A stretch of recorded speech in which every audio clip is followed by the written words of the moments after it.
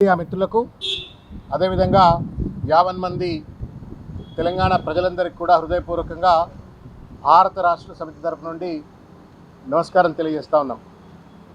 ఈరోజు వరుసగా రెండోసారి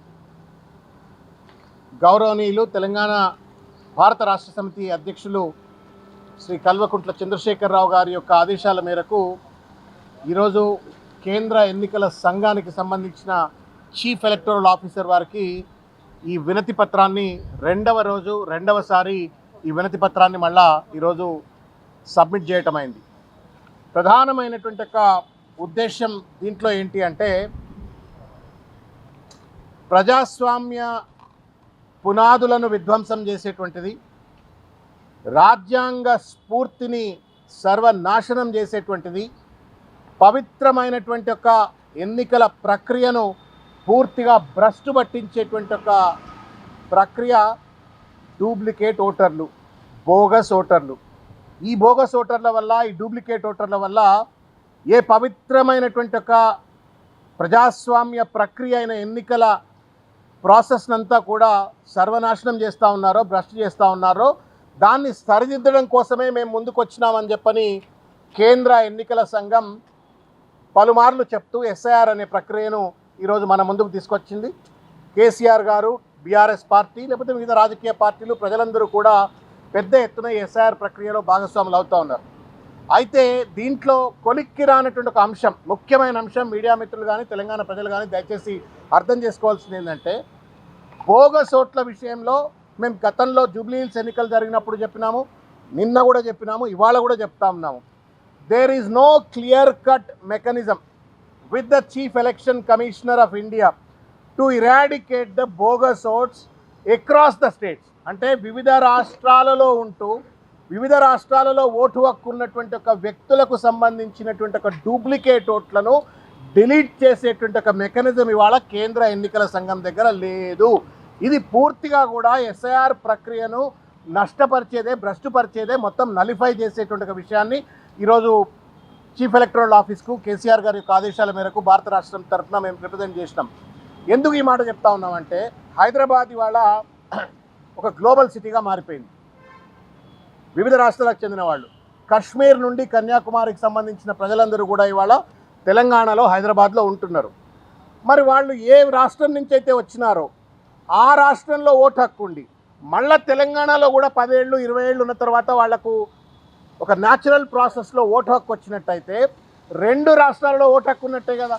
మరి ఎస్ఐఆర్ ప్రక్రియ డూప్లికేట్ ఓటర్లను, బోగస్ ఓటర్లను ఏరివేయాలా అని చెప్తున్నప్పుడు, ఏరివేస్తామని చెప్పినప్పుడు, మరి 2 రాష్ట్రాల్లో ఓటు హక్కు ఉన్నటువంటి ఒక వ్యక్తికి సంబంధించిన ఓటుని ఎట్లా గుర్తించాలంటే, మా దగ్గర మెకానిజం లేదు అని వాళ్ళ స్పష్టంగా ఎన్నికల కమిషన్ చెప్తా ఉన్నారు.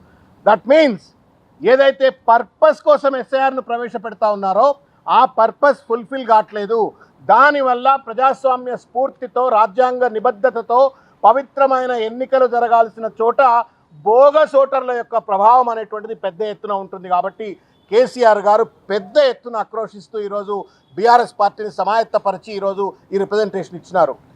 ఇంకొక ముఖ్యమైన విషయం, తెలంగాణ బిడ్డలుగా మనకు తెలుసుకోవాల్సిన విషయం ఏంటి అంటే, 2014లో తెలంగాణ రాష్ట్రం, ఆంధ్ర రాష్ట్రం విభజన అయిన తర్వాత రాష్ట్ర విభజన చట్టం వచ్చింది. తదనంతరం వస్తున్నటువంటి ఒక మొట్టమొదటి ఎస్ఐఆర్ ప్రక్రియ ఇవాళ మనకు తెలుసు. చాలామంది ఆంధ్రప్రదేశ్ సంబంధించిన వాళ్ళు హైదరాబాద్లో ఉన్నారు, కొంతమంది తెలంగాణలో కూడా ఆంధ్రప్రదేశ్లో ఉండవచ్చు కాక. కానీ రాష్ట్ర విభజన అయిన తర్వాత ఓటు హక్కును పూర్తిగా ఆయా రాష్ట్రాల్లో వాళ్ళు రద్దు చేసుకొని, వాళ్ళు ఎక్కడైతే నివాసం ఉంటున్నారో అక్కడనే ఓటు హక్కు చేసుకున్నటువంటి దాఖలాలు లేవు. కాబట్టి మేమేం అప్పీల్ చేసినామంటే, మీరు ముఖ్యంగా అది బీహార్ కావచ్చు, రాజస్థాన్ కావచ్చు, గుజరాత్ కావచ్చు, లేకపోతే మిగతా ప్రాంతాల, కేరళ, చెన్నై, ఇటువంటి ప్రాంతాలకు సంబంధించిన వాళ్ళు కూడా ఉండొచ్చు. కానీ రాష్ట్ర విభజన చట్టం దరిమిలా 2014 తర్వాత వస్తున్న ఎస్ఐఆర్ ప్రక్రియ వల్ల ఆంధ్రప్రదేశ్ సంబంధించినటువంటి ఒక ఓటర్లు కూడా ఒకవేళ అక్కడ ఓటు హక్కు ఉండి ఇక్కడ కూడా ఓటు హక్కు ఉన్నట్టయితే మొత్తం ప్రజాస్వామ్యాన్ని మనమే కూని చేసినట్టు అవుతాము.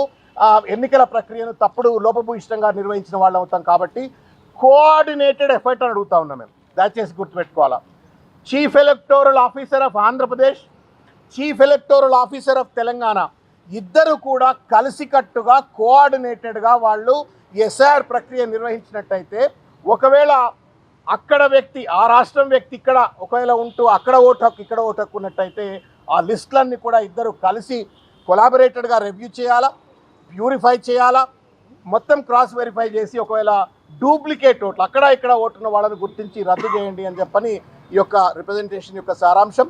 మేము ఇవాళ ఈ రిప్రజెంటేషన్ ఇచ్చినాము. మళ్ళా అవసరమైతే కేసీఆర్ గారి యొక్క ఆదేశాల మేరకు మళ్ళీ మేము ఢిల్లీకి వెళ్తాం. ఢిల్లీలో ఉన్నటువంటి ఒక కేంద్ర ఎన్నికల అధికారులు కూడా చెప్తాం.